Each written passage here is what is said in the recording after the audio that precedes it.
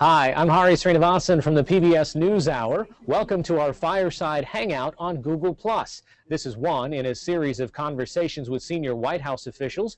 Google+ has been doing hangouts for a while now, including with the president after last year's State of the Union address. But this is the first with the administration in its second term.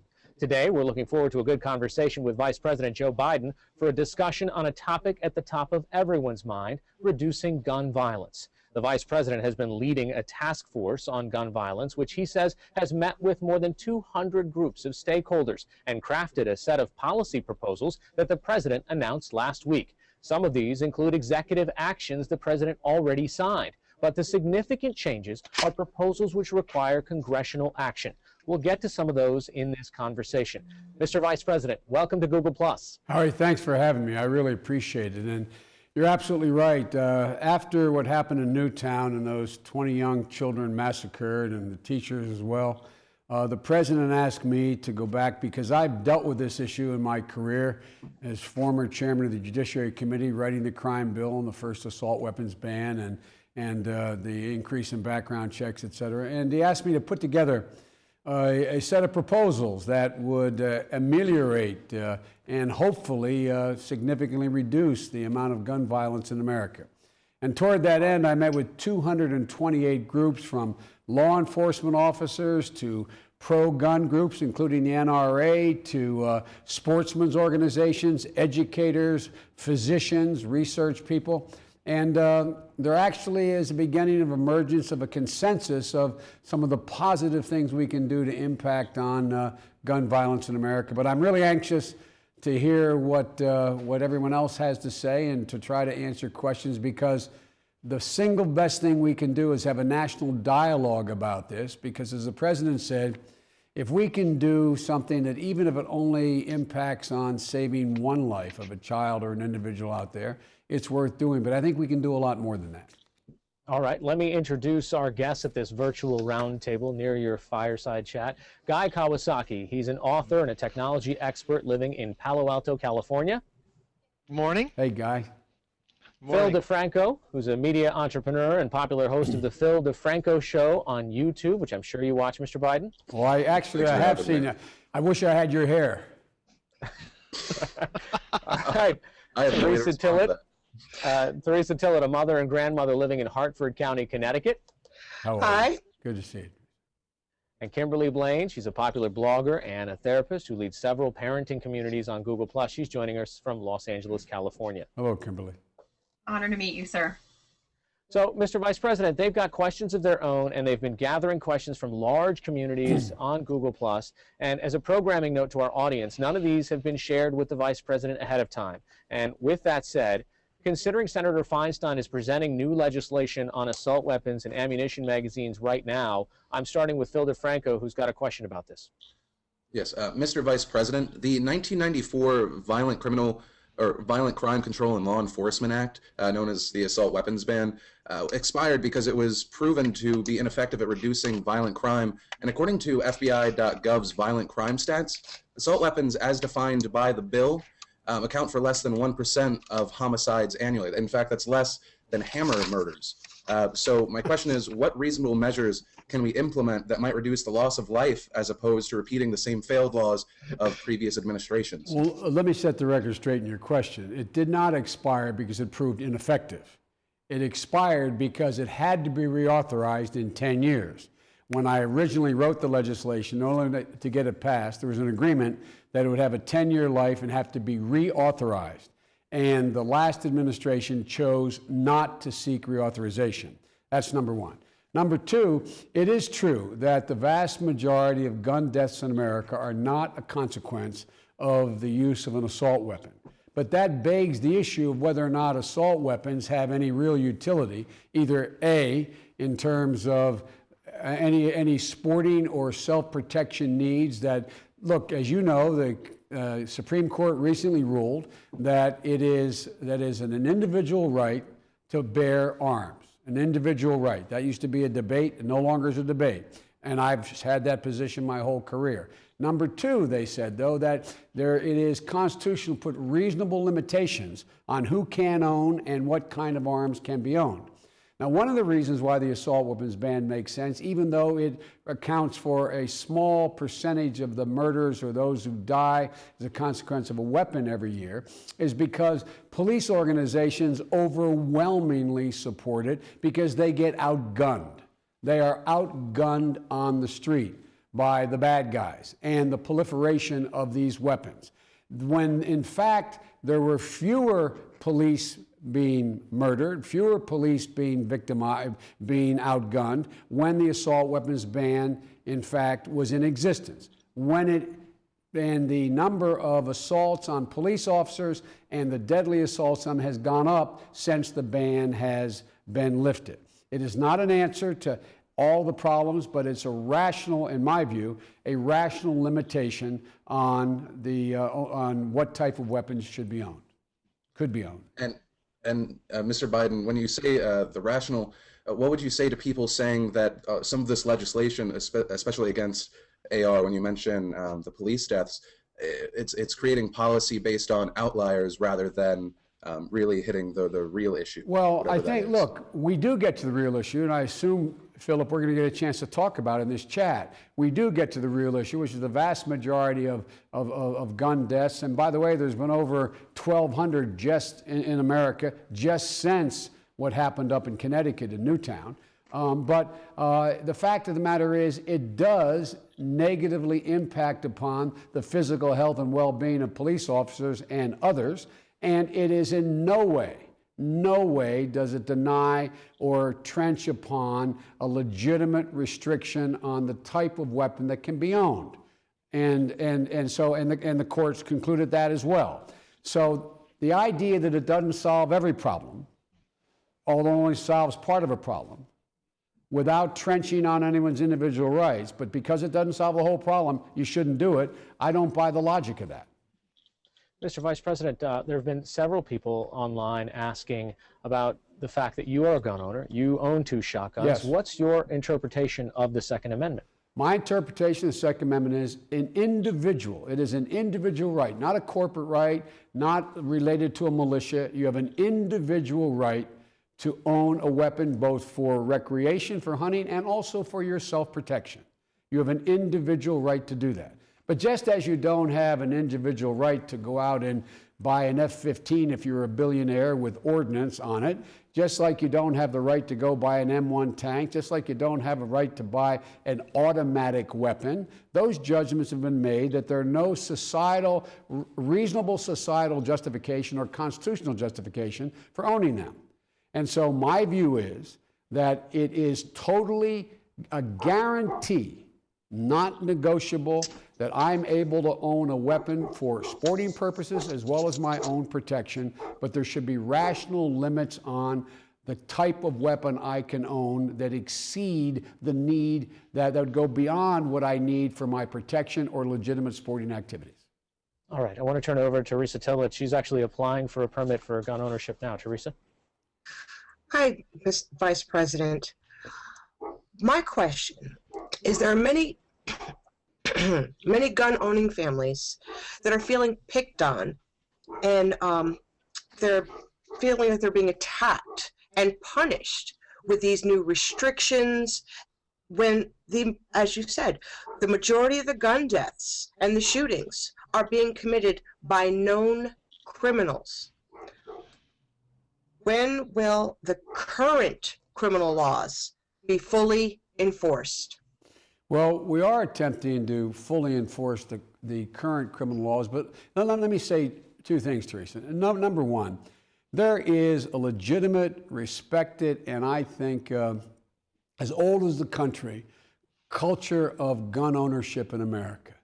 My dad was a hunter. My dad had a gun case full of some fairly valuable weapons. He had some hard times. He had to sell them when I was a kid. I own 2 shotguns. My son owns shotguns. And, you know, where I come from in Delaware, I'll never forget going down to an area in southern Delaware to meet with a woman who was very involved in the Democratic Party. And I'll never forget her walking out in the backyard. She was 72 years old. And she said, "Joe, do you own a gun?" And I said, "Only a shotgun." She said, "Well, come on, let me show you mine." And she's out there and she's firing a shotgun at her barn. And she's 78 years old and said, my daddy gave me this gun. It's a legitimate and respected tradition. And I think it should be honored. And it is not the problem, not the cause of the problems we have. With regard to the question of employing and enforcing the laws now, we do that, Teresa, in two ways. Right now, there is no federal law against gun trafficking. You'd think there would be. There is no federal law against gun trafficking. There is no federal way to impose restrictions on straw purchasers. You go out and file for a permit, or you go out and purchase a weapon, you do it legally. That's why 98% or 90% of all gun owners support tougher background checks, because they know they're legit and they know they're illegit people going out and getting those weapons. There's a third thing. An awful lot of the gun violence in America is a consequence of gangbangers, the drug trade, stolen weapons, weapons that are in the, in the black market. And that's why I continue to push for a continuation of the so-called Biden crime bill as it relates to cops. We think we need another 15,000 law enforcement officers on the street nationwide, because in Connecticut and Delaware, across the country, because of tough economic times that require to balance budgets in states, they've laid off law enforcement officers. So across the board, we are trying to enforce the existing laws we have and make reasonable changes in those laws that keep. There's a fellow that I met with, or these groups I met with, he said, look, it's not about keeping bad guns out of the hands of good people. It's about keeping all guns out of the hands of bad people. Mr. Vice President, if this assault weapons ban was to go into effect, it still does nothing to address a grandfather clause, all the weapons that already exist out there today. Is there a real possibility that this just accelerates the black market or the secondary market for the sale of these weapons? No, I don't think so. It's hard to imagine how you could accelerate the sale more rapidly than has already been accelerated. But the reason to do it is just ask your local police department. The idea that there are a lot of these weapons out there now, and therefore you should do nothing about putting more of them out there in the market because they're already there, that doesn't seem logical to me, nor does it seem logical to all the police agencies with whom I dealt with.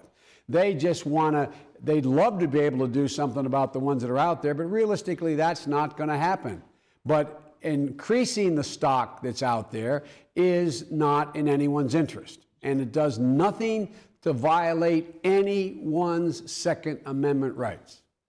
All right. Several of the executive actions as well as the congressional suggestions have to do with mental health. And I want to turn to Kimberly Blaine now, who's speaking today as a parent and as a mental health practitioner. Kimberly?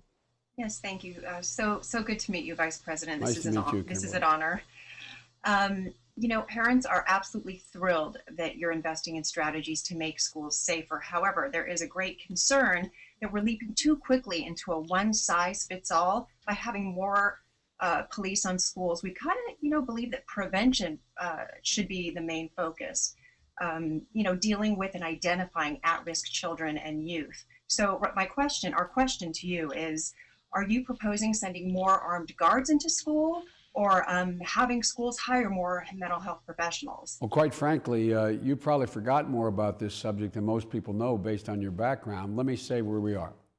The first and most important thing is to engage in trying to come up with ways to prevent children who are at risk from falling into a circumstance where they're whatever mental problems they may have, whatever emotional problems they have, before they metastasize into behavior that is antisocial. And so one of the things we've done, we're proposing, is a new project called Project Aware, where we are going in, just like you teach school teachers about everything from CPR to basic first aid.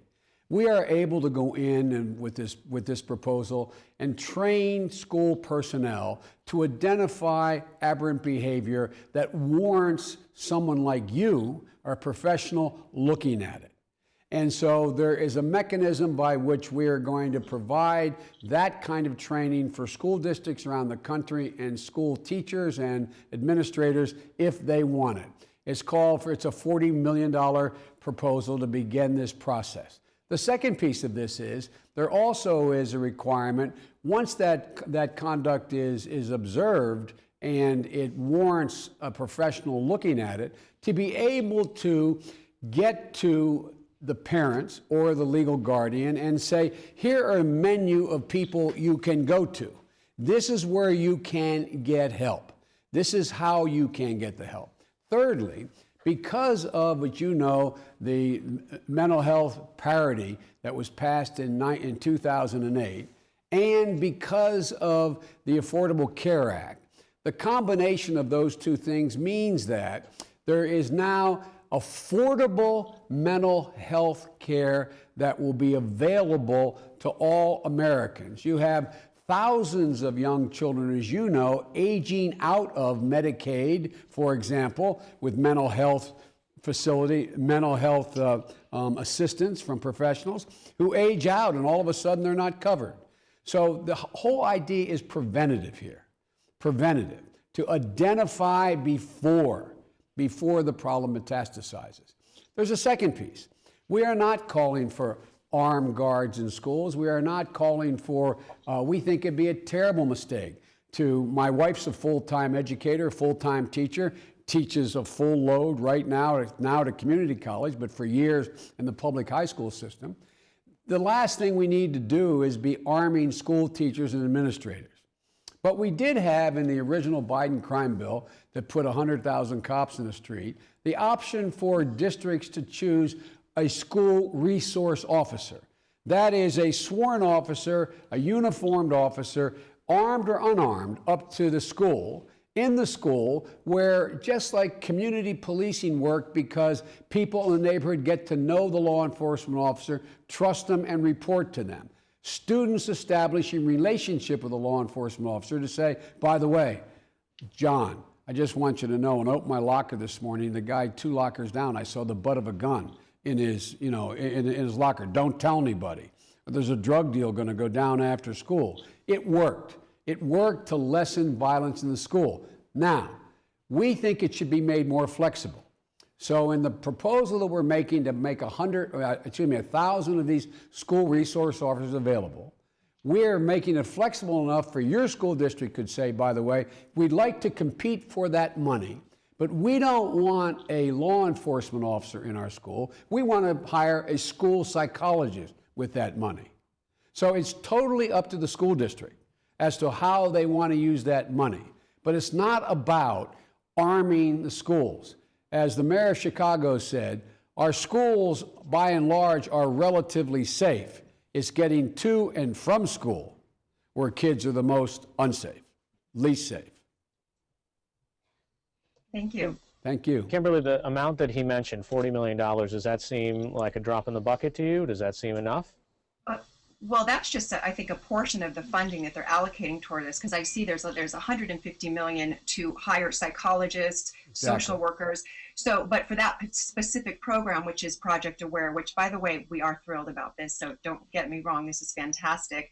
This does seem like a really huge nut to crack. As we said, we want safety for the children. We want to be sure that mental health issues are being addressed very early on in the school system, and that teachers are empowered to come forth and say, am I allowed to say who I'm identifying in my class that might need services? We want to be sure. And so I don't know if 40 million is enough to train these teachers. Not. So we hope it is. By the way, it's not. But like every other program that I've been responsible for as a senator in the crime bill, you've got to demonstrate that it works and it's useful. The whole idea is that local communities at the end of the day would pick up this responsibility. This cannot be just a federal responsibility. These are local schools. This is a local requirement. That's what the whole COPS bill was about. Initially, people said, is there enough money? You're not paying Biden for the 100,000 cops over. So no, we're not. What we're doing is we're going to give you 75% of the money for 5 years. You got to maintain effort here. You can't reduce your police force if you take this money. And then you got to decide as a community, do you want to continue to fund these law enforcement officers? Guess what? It worked. Violent crime was reduced significantly. And so this is not a total federal responsibility. The way the federal government can lead is look at best practices, make them available to schools and school districts and states, as well as provide seed money to get this moving. But $40 million, the total package is $55 million on top of the other money Kimberly talked about. That's not enough to take care of the 90,000 schools, but it is a way to begin the process and demonstrate it works. Mr. Vice President, none of this happens in a vacuum. This is a very political time that we all live in. Guy Kawasaki is joining us from California. He's been trying to unpack some of this. Guy? Yes, thank you. Good morning, Mr. Vice President. Good morning, Guy. You know, what you say seems logical and reasonable with respect for both sides of the argument, Second Amendment and gun safety. Why is this so hard? I mean, how did it come to this point where special interest seems to control Congress, and, you know, even to the point of what research can be done? How did we get to this point? Well, look, let me choose my words here. Both left and right sometimes take absolutist positions. And yet the vast majority of the American people agree on certain basic principles relating to public safety and gun safety. And what happens is, for example, you'll hear, and I met with the NRA, by the way, you'll hear the NRA say, well, that may not be so bad, but it's a slippery slope. It's a slippery slope. If you allow that to happen, then next thing you know, you're going to call for firearms registration, gun registration, and you're going to be able to confiscate my weapon, et cetera. And so part of this is when the original crime bill was passed in '94, there was a great concern and consensus about the rise of gratuitous violence in America.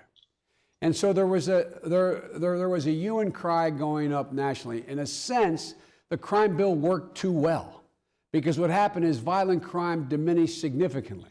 And as a consequence of that, those folks who represent a minority of the people, who are much more energized by from their perspective, were able to come in and undo a lot of what had been positively done. For example, as you point out, Guy, there are provisions in the law that were added in what they call riders to appropriations bills that were interpreted as saying the Center for Disease Control can't even keep statistics on gun violence, can't even do research on this. Let me give you an example. When I first got to the Senate as a 30-year-old kid, the big issue was not about guns, it was about automobile safety, highway fatalities.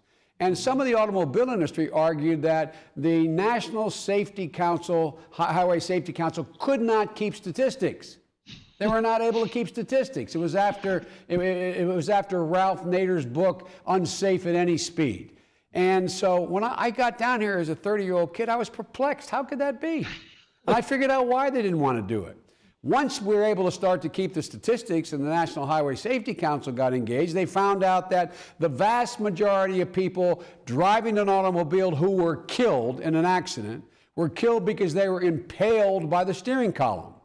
There was a simple answer to that. Say to the engineers, build a column that can, in fact, release.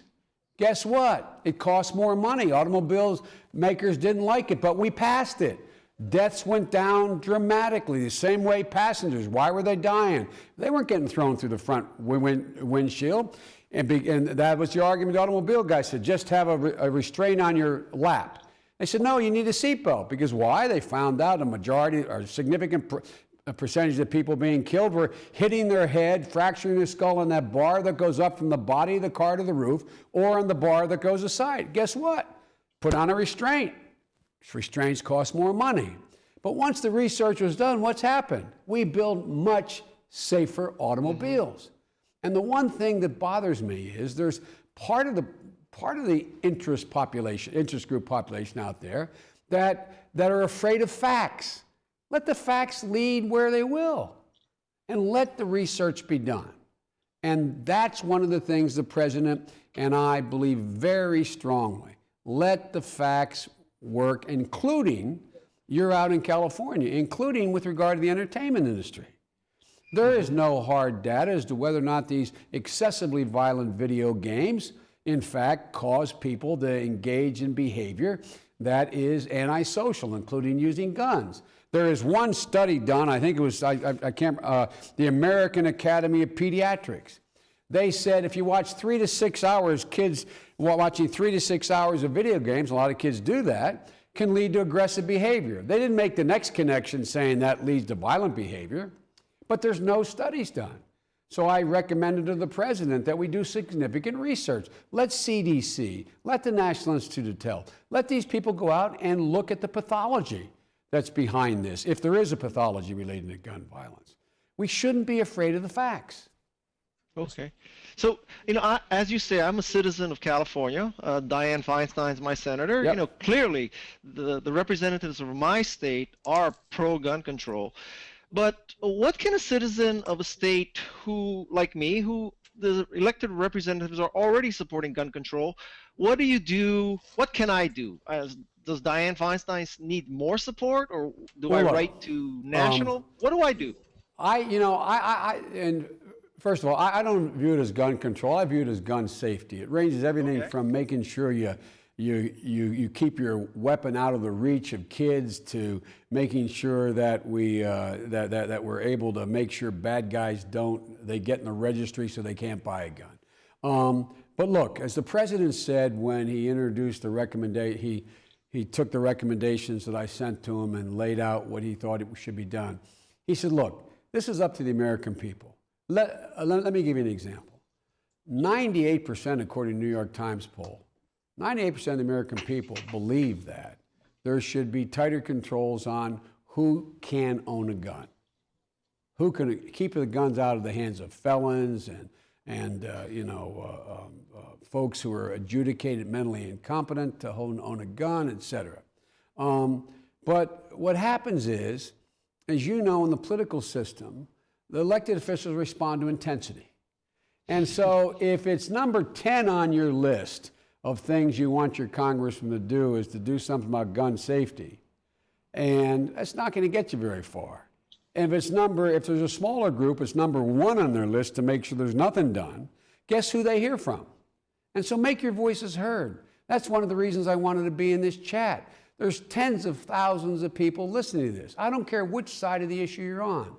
Pick those things that you think can have a positive impact. If you don't agree with me on assault weapons, then you probably agree with me, and not then, you may agree with me on background checks, making them universal. Make your voices heard. This outfit, this town listens when people rise up and speak. Mr. Vice President, I know we've just got a couple of minutes left with you, unless, of course, you want to stay longer, and we'd love to have I'm you. happy to stay a little longer if you guys want me to. Okay, thank you. So, Phil I was told DeFranco, each of you had 2 questions. I'm happy to do it. Absolutely. Phil DeFranco, I know a lot of your folks were talking about video games on your board as well.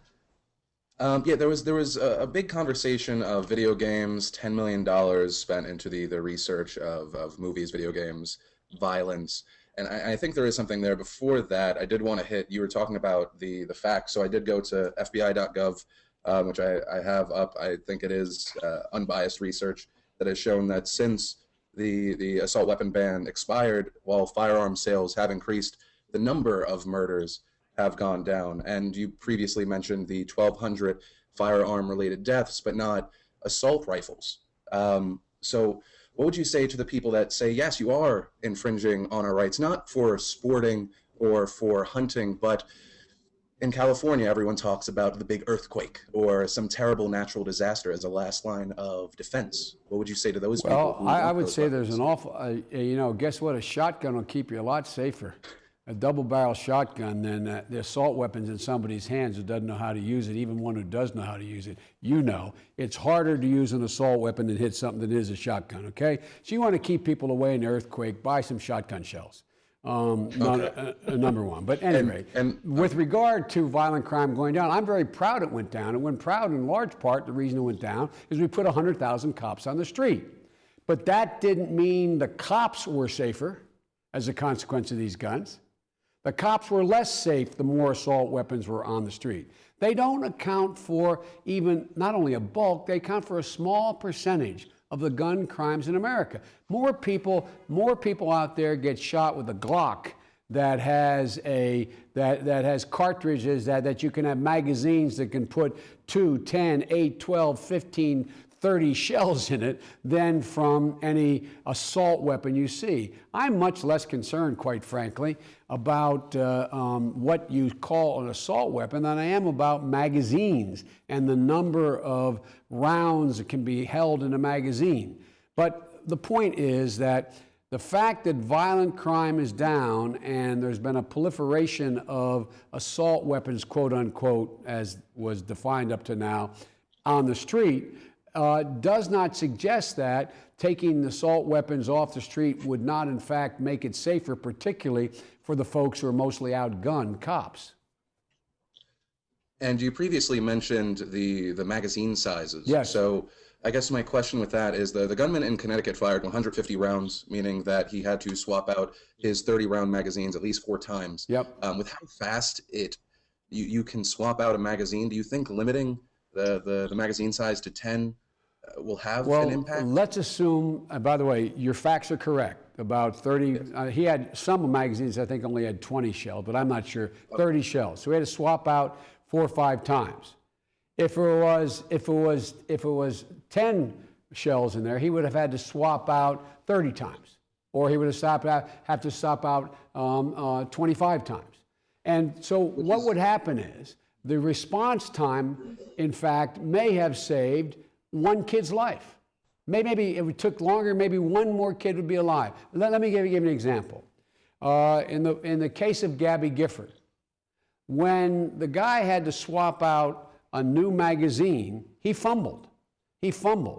And he was able, and an older woman reached up and grabbed his hand, and they subdued him. All of them would have been dead had he not had to change that magazine. Had there been 30 clips in that magazine, or 40 clips in that magazine. The same way with Aurora. A guy had 100 shells in the magazine. Fortunately, it jammed. It jammed enough that it gave time for folks to get there and, in fact, save lives. So, look, I'm not making the argument that this will end crime or I make the argument this way. There is no sporting need that I'm aware of to have a magazine that holds 50 rounds. None that I'm aware of. And I'm a sportsman. Number one. Number two, there is no diminution of your ability to physically protect yourself having 10 clips in a round. Having 10 rounds in a clip instead of 30 or 40 rounds. And what it does do, now for a professional, it only takes you go to the FBI, they'll show it takes a second and 3/4 for a pro to change the clip. But not all these people are pros. And so if you just give if it took another, a minute and a half, 2 minutes, who knows who else might have been alive? And those kids may be alive, some of them. Mr. Vice President, we're out of time. Thank you very much for your time. Thank you. On behalf of all of us. I appreciate it very much. Write your congressman. For or against, write your congressman. All right, bye-bye. Bye-bye. Thanks.